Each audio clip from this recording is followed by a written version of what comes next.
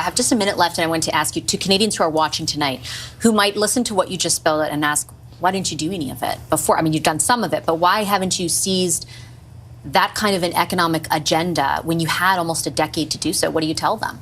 I just absolutely love seeing Vassy calling them out on their BS. Hey everybody, welcome back to the channel. I do apologize for the delay in videos. If you saw my post late, I think Friday night or early Saturday morning, my eldest got hit with the fever or flu, has now passed it on to my youngest. My wife and I are trying to avoid getting sick while taking care of these two kids.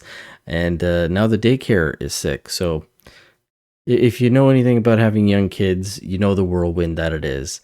Now, on the weekend, we also had the finale of the Liberal leadership race, which turned out, no surprise, to be Mark Carney. However, that's kind of what I want to dive into today, because something seems a little bit fishy, especially with the numbers.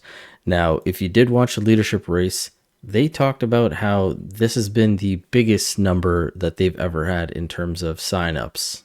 This party has more than quadrupled its membership in the past 2 months, more than 300,000 members. Now, Carney said over 300,000, and in late of January, they had posted this on the Liberal page saying, Liberal Party of Canada announces nearly 400 registered Liberals ahead of the leadership race, but then claims that this was just a preliminary number as they're going to be doing reviews.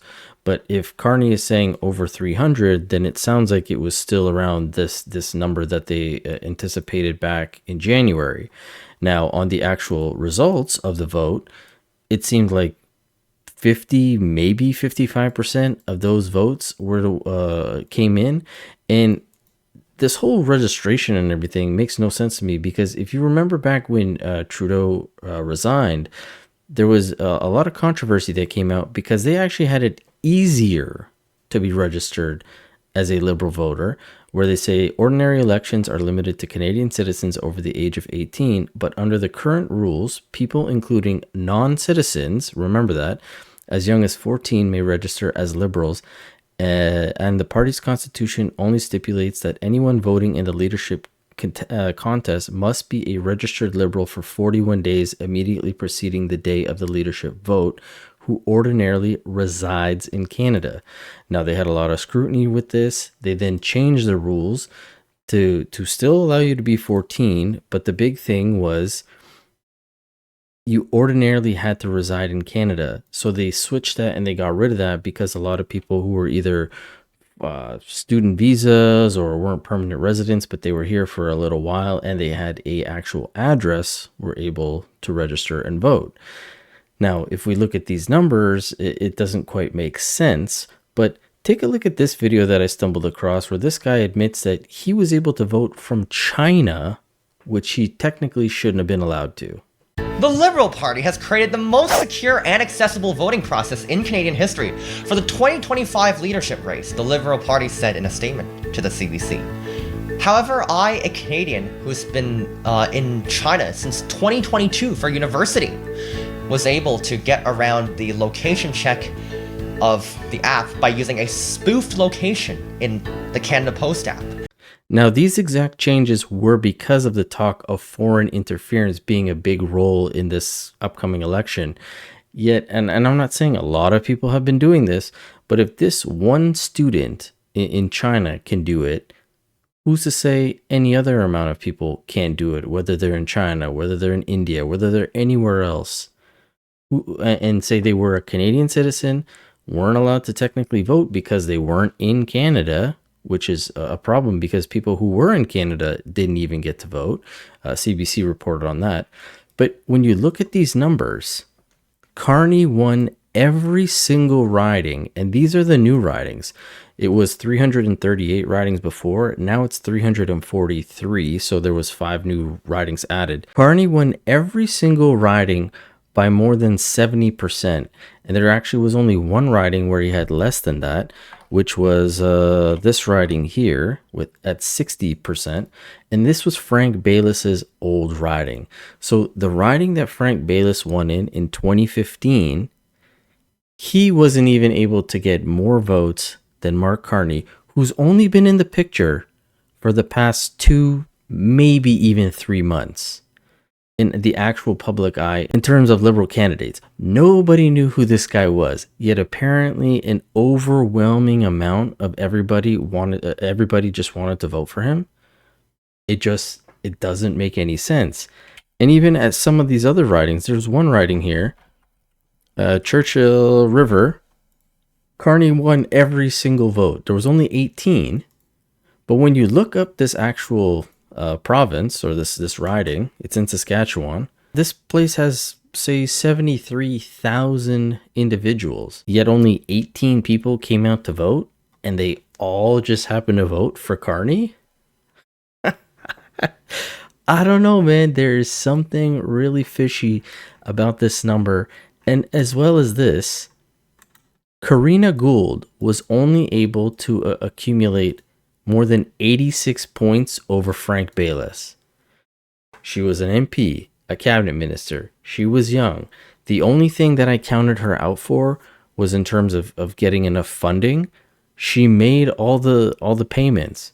She was on the stage, the debate stage.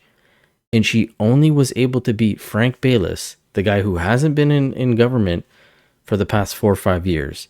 Hardly did any press. The only time you really saw him was on that debate stage.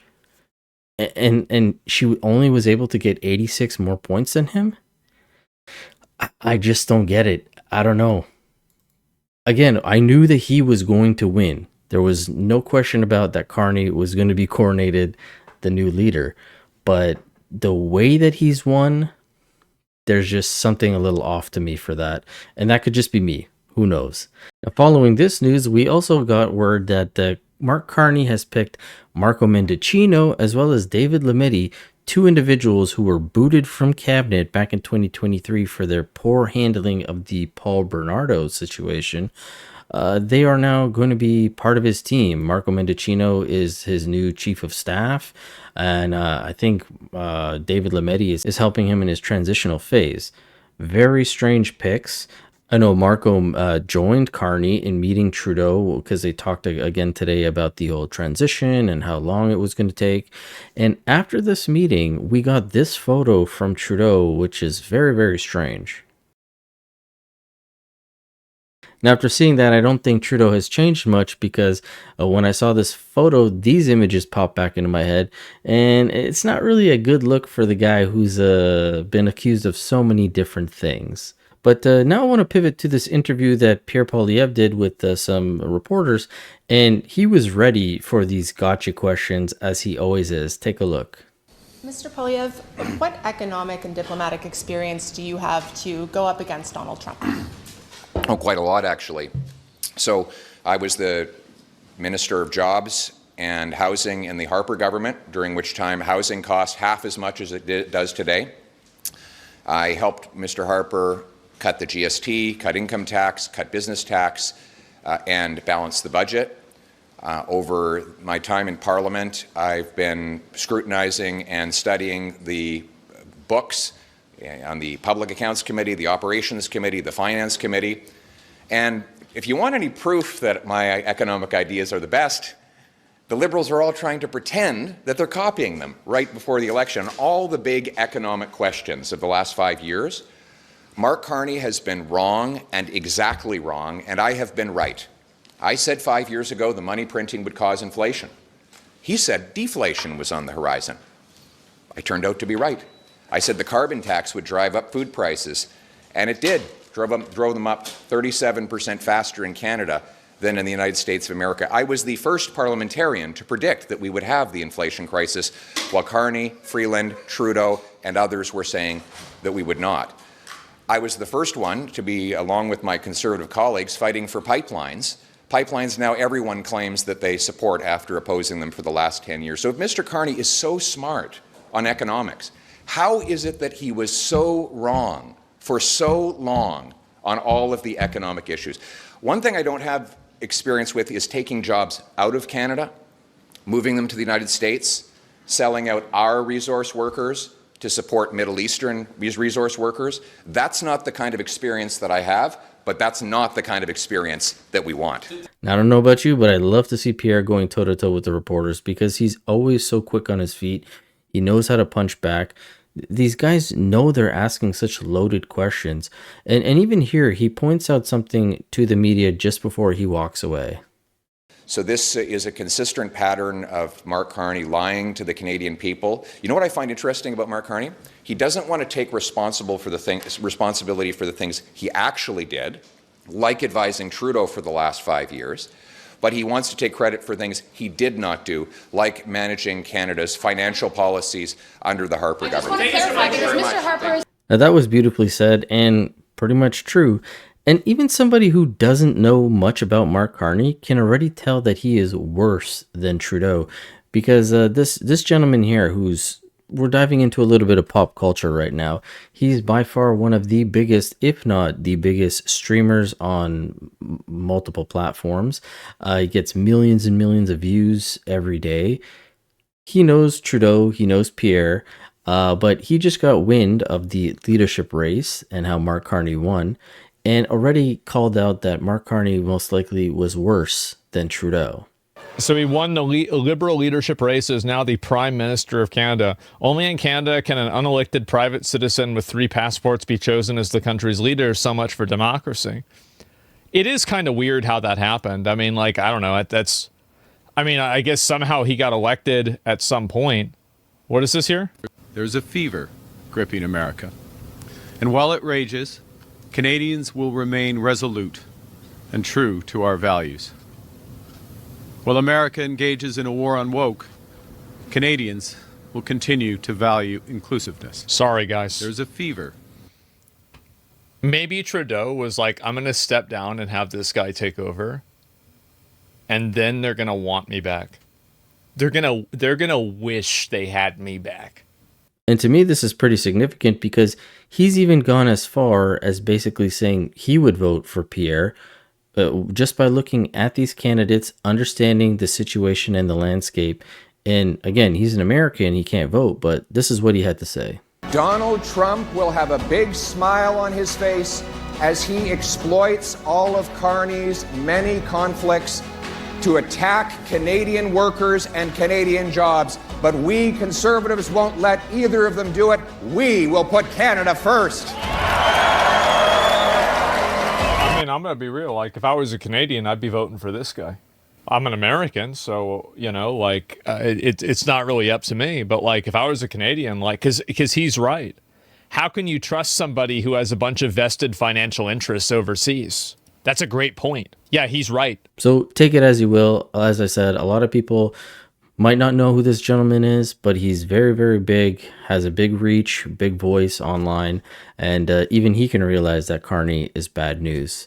But with that being said, let's pivot to the interview with Vassy and Steve McKinnon, because this guy talks out of both sides of his mouth and he doesn't even realize it. Just listen to how ridiculous he is in this statement here.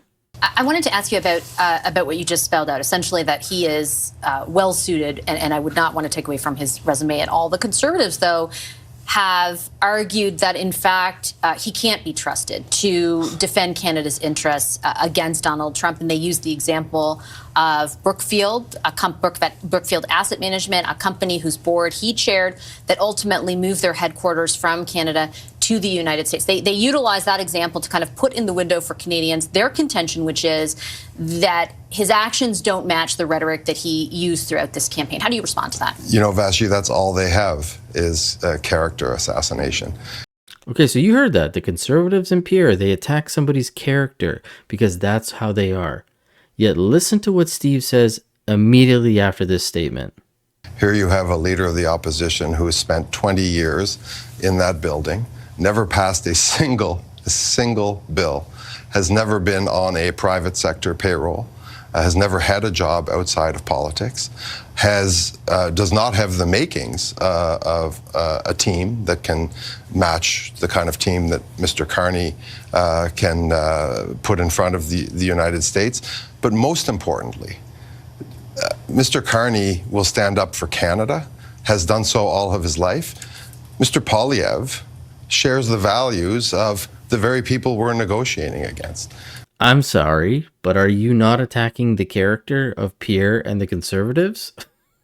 Hello? And even Vassy goes as far as pointing this out when he continues to kind of double down on this rhetoric. People close their eyes and listen to Mr. Poilievre. What they hear is the intonation, the words, the grievance, the criticism that they hear when they hear MAGA Republicans speak. And I think it brings back sort of bad impressions and bad memories to Canadians every time that they hear those kinds of expressions and that kind of right-wing ideology expressed on the political scene in this country. Why does it make you MAGA, though, to highlight, for example, that Mark Carney didn't tell the truth immediately when a reporter asked him about his involvement in that decision? And I look, again, I know what the company has said about the move, that the jobs stay and the taxes are still paid in Canada, but he didn't answer truthfully the first time. Why is it MAGA to flag that if you're the opposition? Isn't that their character assassination is what they do. These cutesy little names and nicknames and all these sort of whiny complaints that right-wing Republicans make. That's what they're hearing here. But you're literally saying that for criticizing your party, Pierre Poilievre and the Conservatives are MAGA. Isn't that character assassination? No, what I'm saying is character assassination is the kind of thing that you see coming from the United States, and they've really imported and maybe even perfected that tactic. But listen to this. That's not even the best part, because he made the claim that Pierre called Trump to ask Trump to say that he was not MAGA so that he could do better in the polls. Take a listen. And why did Donald Trump say he's not MAGA? Well, I suspect there were calls made perhaps to have him say that. I don't know. Do you know that? I have no idea about that. Like, this guy is just unbelievable. And if Vassy had to call him out multiple times, he wouldn't even say pipeline for a while here when she was asking him about their plans moving forward in terms of what they're going to be doing to get the country in a better position. Right now, we've got so much to deal with the tariffs. There's understandably a Band-Aid approach being taken. But in the short to medium term, what would a Liberal government do now that they haven't already done that perhaps Canadians think they should have? Will it be a focus on the country's prosperity and the country's growth? We know that we have to diversify our trade markets. Some of that work has begun. More has to be done. And underpinning that work has to be trade-enhancing infrastructure, things like ports, things like railways. Pipelines?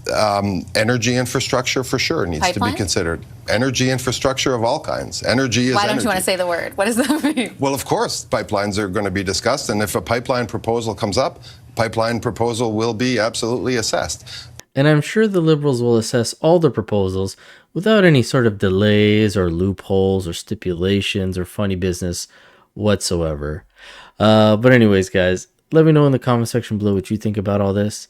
If you can, please hit the subscribe button. And as always, I will catch you guys on the next one. Thanks so much.